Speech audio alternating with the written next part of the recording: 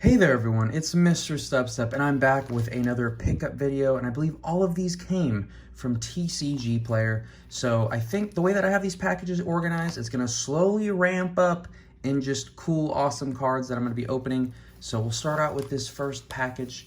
I'm curious how all of y'all have been doing. I just don't have anything to open. So as packages come in, I will do videos. And then I did post a couple PCTGL gameplay videos, which I could tell most of my viewers, probably that's not like the main thing that they're looking for, but I also just wanted to get something out there. But just so you know, for the foreseeable future, things might slow down a little bit, and it's just because, you know, we have a lot of big changes coming and all of that, but we are actually starting quite strong with the Mewtwo V-Star, and let's see if, okay, I'm gonna say it again. If you tape like this, use a tab, so you don't have to do this obnoxious thing, and then it makes me less inclined to reuse this top loader. All right, so we do have that secret rare golden Mewtwo, which is quite beautiful. Oh, we got two cards in the same sleeve. Kaijudo. I've never heard of that TCG or CCG, whatever it is. I have no idea what it is. But we're starting out very strong with the gold Mewtwo V-Star. Now, I originally thought this would be the most expensive card in the set since it wasn't the alternate art, but it actually ended up being the rainbow rare, which actually it makes sense because when you think about the amount of gold cards within this set, there's only a handful, but then there's actually a decent amount of the rainbow rares, so getting the rainbow rare Mewtwo will actually be much harder, just statistically speaking, if they come in the same rarity slot. And now I have my fully complete Grass Energy Master Set with this Series 2 Holo Foil Grass Energy from like the Brilliant Stars, so that's awesome. All right, and now we have the second package. I call these packages, they're just like envelopes, but let's see if we have anything good in this one. I think this one will be kind of a calm down compared to the last one, but you can still see, oh, the Cutie and Growlithe, very nice. Looks like we have some Scarlet and Violet promos, if I can pull them out. All right, so let's take a look at this first one. It looks to be Scarlet and Violet 24, and I believe these are the single pack blister promos from Paldea Evolved. And this is Uta with this artwork. Really cute. Growlithe just kind of running down a trail, looking back, maybe looking for an Arcanine or something, or a Hisuian partner. I have no idea, but I am really digging the Scarlet and Violet promos. I like the little extra Cosmos, holo foil on the edges. It's really nice, very reminiscent of the original EXs. And then we have the small of, this one has a ton of holo foil. Beautiful. And yeah, just as the promos come out, I'm not gonna be buying all of the, you know, sealed packages for everything, because, you know, just the way that my collection and how I'm choosing to collect is just slightly veering off of getting every single sealed product. Unless it's a special set, I still don't mind getting everything from special sets, but everything else, I really just want the promos. So we have this package, and this might be the riskiest package that I've ever gotten, or at least tied for riskiest. So I'm gonna open this up, and this card was over $100. If you can guess what it is, I'd be very impressed. Ooh, that back leaves a little bit to be desired, but to find these cards in like cruddy enough condition that they're affordable, but then also you don't want them to be so bad that they just look absolutely terrible.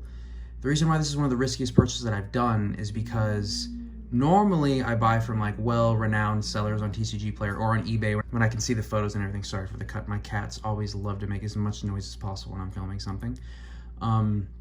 So I probably will have shown a few screenshots or would have been in the thumbnail, but this is, yeah, I'm very worried. I really hope this was actually a rare listing on TCGPlayer where it actually had a photo.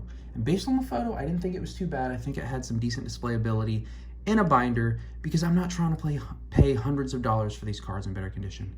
So actually, I guess I'll take it out first. Things. Oh wow, it's in like a perfect fit sleeve, and they put it in upside down. I've seen a lot of people do that. Okay, now we can really look at that back. Okay, so plenty of creases going on.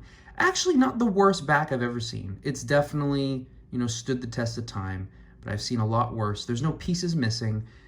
I don't want to call this like water damage or sweat damage or something, but definitely just wear over time. Maybe a little bit to the weather. Let's see how it looks. Okay, see? This is why I purchased this card. It was right around $100. I'll of course have the prices down below and everything. But yeah, all the listings that I saw for this were like, you know, multiple hundreds of dollars, and I just was not wanting to pay that. I wanted to pay less than 100, honestly. Once I got all the big ones like Shining Raichu, of course the Shining Charizard, Shining Tyranitar were already in my collection. But like Shining Raichu, Shining Mewtwo, like those ones I understood paying more for, but like Shining Kabutops and Shining Steelix, or I already had Shining Steelix, you know, all the lower end ones. But adding this to my collection, that will look fantastic in a binder. Obviously, it's in a very beat up condition, but I needed this for my collection. That awesome 3-star rarity. And now the only Shining that I'm missing from Neo Destiny is Shining Noctowl, which is generally the cheapest one out of all of them. So hopefully I can find one more cheap one. Probably will try to purchase it next month, and then I can just get the rest of the holos from Neo Destiny and complete out that set and be done with WotC, because this WotC trek has been so long. So I don't have a ton of cards to put in binders, only 5 cards to have gone over today.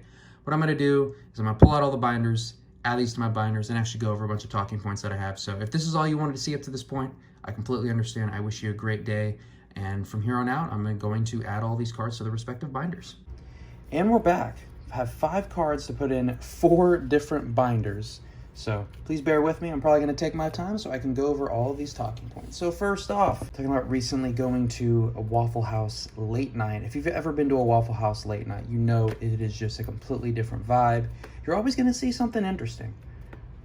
You're always going to see something interesting. There were like 2 or 3 people officially working, but then there was like 2 people not in uniform, just kind of like working. And I thought, oh, I guess every person is just, you know, cleaning up their own spots. And then I soon learned that no, those were 2 workers, and I guess maybe they got called in or something to help out. I have no idea. It was after the Taylor Swift concert, and the food was great. We were taken care of, but it was just like in a different way than you'd expect. But when the food's cheap, the food's good, you get a show, it's not bad. Obviously, it's a little sketchy, a little grimy. But sometimes you need a little something like that, especially when it's late night after a concert. You've been sweating all day. It's really not that bad. Probably will go over a few distilleries today. I know probably most of you don't really care about the distillery talk, but while being in Kentucky, we want to try to knock out all of them. It's 42 total. I think we've now done 35. So yeah, there's a ton. We did Castle and Key, which is a really cool sounding one, and it really lives up to its name as far as looks go. The campus, or you know, the grounds that Castle and Key's distilleries on, are beautiful. They have a nice source of limestone water. Grounds are beautiful. Overall, the drinks themselves, you know, were solid. A lot of, just like everything about it is very, the designs behind everything, very meticulous. You know, they know what they're doing as far as advertising goes. The tasting section was a little weird because majority of the stuff that we tasted were cocktails. Of course, the cocktails were delicious because they're mixed drinks and they're just really good combinations. But you'd expect for them to kind of have their, you know, their flagship drinks just kind of take over and, you know, see how they stand. But what was this, 86? And all right, that goes right there. So pretty much all I'm missing from this set now is just these right here and then that one full art. So I think that's the Mewtwo alternate art. So yeah, almost done with Pokemon Go. Hopefully I'll finish that one soon so I can do the complete set video for y'all. And then we do have the Scarlet and Violet promo binder. Also, we went to a distillery called Whiskey Thief, and I think it's the newest one on the Bourbon Trail. And it was really fun. There's like no tour. They just have barrels lined up and they're like, let us know when you want the next barrel. And then they just like thieve it right from the barrel. And I'll probably show a photo of Mystery, her filling her own bottle. The whiskeys there were delicious. We went through all of them and it was so hard to pick which one we wanted because we just wanted to get one bottle. And it was so much fun. And then it started pouring rain, so we were kind of trapped there. And it's like, oh no, we're trapped with all this alcohol to drink. So it was a great time. You know, no major tour. It was truly like out in the sticks. Like we took our Toyota Camry like off-roading to get to this location. It's the only one so far that we've had to do that. So that added a little interesting flair to it as well. And then on the way out, I was like sketched out. Like hopefully this Camry can get through after all this stuff is flooded through. But luckily the road was graveled enough to where you can get some friction and go on through that. So missing some pre-release promos here, I think. And then, you know, the promos that I think might have came out today. I'll probably be releasing this evening, but there's a bunch of new like EX decks and stuff that came out today. So I'm eventually gonna have to get those promos as well. And then we do have the final Neo binder. This is way after the fact, but let me know if you did anything cool 4th of July. I didn't do anything awesome for 4th of July. I think I just stayed at home and just kind of chilled, maybe played video games or watched anime. maybe had like a drink or two, but yeah, just kind of hung out. One Piece is coming to its climax, which for at least for the Wano arc, not for the overall story. I don't know if the overall story will ever end, but yeah, it's finally coming to the climax soon for the Wano arc, which is very exciting. I feel like it's been forever, and I just want it to be over. Like, I want Luffy to do his thing and him and Kaido to just have a good time, and that's all I'm looking forward to. All the other fights have been cleaned up, so that's all I'm waiting for. And this one is 108, so it goes right here next to the Charizard, right before the Mewtwo. So just missing that Shining Noctowl, and then a few hollows in the front, and then Neo Destiny will be complete. So fortunately, these binders didn't give me a ton of time to talk about everything. I guess the last thing I'll talk about, Maker's Mark. I'm sure everyone's seen the Maker's Mark distillery. It has like the wax seal, which is like very distinct. And I didn't know, like every like 5th or 10th or 20th bottle or something like that, I can't remember what the actual ratio was, they like do an extra dip to where it like fully covers the bottle, but a lot of people will like pick those ones off the shelf immediately. Overall, I thought Maker's Mark would just be kind of bland because it is mass produced, but then during the tasting, I was pleasantly surprised, and a lot of the stuff was actually really good. So overall, I would say it's slightly above average compared to the other distilleries. So Maker's Mark definitely left their mark on me. And then Limestone Branch, this one was kind of a low-key craft one. It was nice. There was only the 2 of us on the tour, so it was a very private tour in a sense. And then, of course, during the tasting, we could just interact with the tour guide the entire time. And that was nice. So it was a good vibe, kind of going back and forth. And overall, they had good drinks and everything. And it was nice as they make a specific blend for each person that works there. So after you've worked there for like a few years, they're like, all right, you get to pick your barrel, and then literally a bunch of bottles get made, and they all have like your name and then whatever you want to name that drink or that bottle, which is really cool. So whatever run it is, that's what they name it off of, which is really cool. I think that's kind of cool for people that work there. It's a little bit of incentive to stay, for a little bit longer. And so of course we asked her like, oh, when's your bottle going to come out? And she said later this year. So maybe we'll get it, probably not, but it was still kind of cool to see.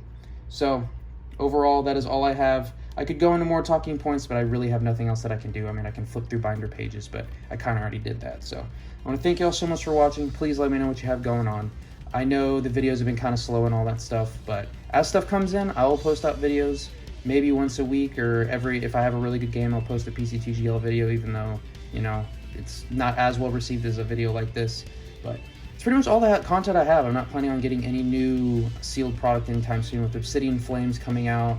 I eventually want to get Obsidian Flame, like booster boxes, elite trainer boxes, all that stuff, but just with the timing that it's coming out, I'm going to be moving and all that stuff. So hopefully I can still do the pre-release event, but we shall see. But yeah, that's all I have for this video. Give me any feedback down below. I wish y'all the best, and catch you in the next one.